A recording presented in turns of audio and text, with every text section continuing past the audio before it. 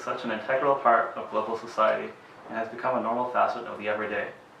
We are able to communicate faster than ever before, connect with people all over the world, and it's an unparalleled tool for social, political, and economic change. Now, an integral principle of the internet is that of net neutrality. So what is net neutrality? Net neutrality means that the internet service providers, or ISPs, have to treat all legal data, regardless of its producer or user, equally. This makes the internet an equal domain for everyone. This gives startups and new online companies the ability to emerge and in some cases take the place of established brands, such as when Facebook rose to prominence to become the dominant social network over MySpace. So for many years, ISPs have tried lobbying governments to end net neutrality and create a two-tiered internet. Ending net neutrality could let big companies to buy their way into the fast lane of the internet, leaving everyone else in the slow lane. Telecom companies say there aren't fast or slow lanes. George Flood, a telecommunications lawyer, says when you say fast or slow lane, it's a good illustration, but what you really should be talking about is a fast lane for everybody and a hyperspeed lane for others. These corporations try to frame the story and spin that a two-tiered system is a positive when in reality it isn't.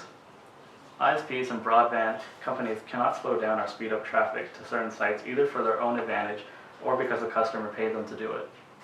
Without net neutrality protection, an ISP could throttle or slow down access to streaming services to guide people to their own streaming services.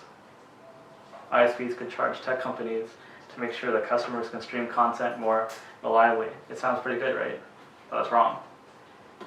Sure, you could binge watch your favorite Netflix show without any interruptions, but at the same time you would have to pay even more just to use that service, because now that company needs to pay the ISP that much more just to run their own service.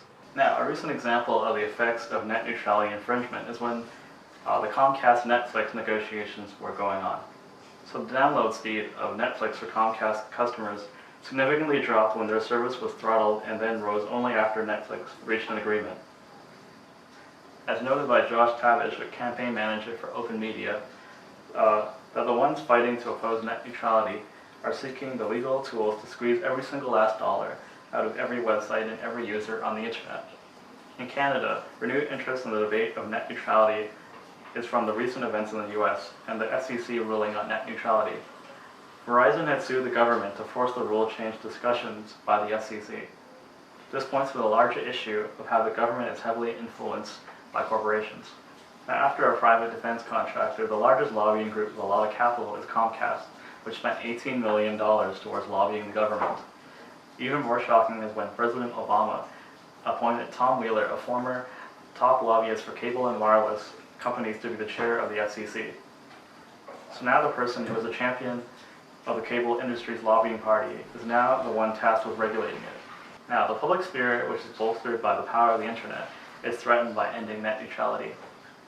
But those on the side of net neutrality are helped by companies such as Google, Facebook, Netflix, and Amazon, who all signed an open letter to the FCC advocating for a continued open internet. They stipulated that infringing on this takes away people's ability for action. It takes away the ability to innovate and do business on a global stage.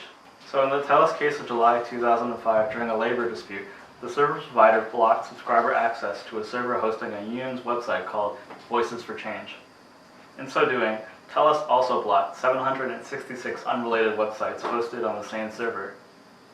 Although the interruption only lasted a few days, it raised serious questions about censorship and control of information on the internet by ISPs.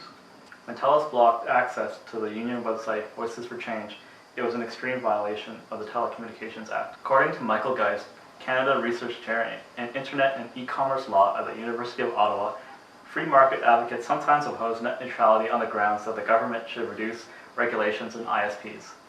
However, Geist argues that telecommunications companies in Canada and the US don't actually operate in a free market. Geist says it might be true that in an environment full of robust competition, a consumer could choose another network provider. The reality is that the US, much like Canada, there may be more than a handful of players, but they're divided up geographically in such a way that most consumers can only have two major choices. So when the net neutrality debate was up in the air with the FCC, it led many to wonder what the adverse effects would be on Canada if the FCC did not rule in favor of net neutrality. So if the US failed to protect net neutrality, Geist says a less competitive internet south of the border might prompt some companies to move north, For the most part, the impact would be negative. The concern is that some of these large players need a large market to succeed. If that market isn't there, there's a fear that these companies would never emerge at all. Geist does not think a two-tiered US internet will slow down traffic for Canadians, since the throttling and slowing down and blocking would be done at the ISP level, and Canadian ISPs are protected through domestic laws. In Canada, net neutrality rules were implemented in 2009. The CRTC ruled that Canadian ISPs could shape internet traffic as a last resort, and prompted telecommunications to use economic measures such as data caps to manage congestion and traffic flow on the internet. These rules still face issues, such as the case of Bell Mobility, where it faced a complaint regarding whether Bell acted fairly by including Netflix in its data cap, and while exempting Bell's own content. Since the 2009 ruling by the CRTC, all major parties, including the Conservatives, Liberals, NDP, the Bloc, and the Green Party, have supported and advocated net neutrality, though the federal stance remains non-committal, contending that free market competition is more favorable than regulation.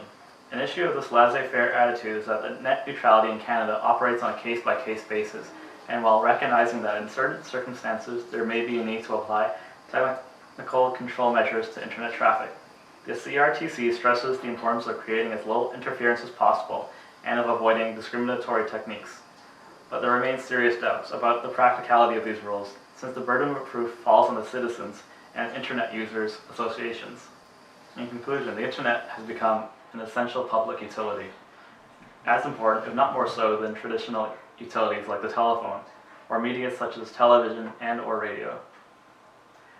The internet being a crucial source of information as well as a major platform for innovation and dissemination of knowledge should be protected against all forms of discrimination and censorship. Thank you for tuning in. This has been a University of Ottawa documentary.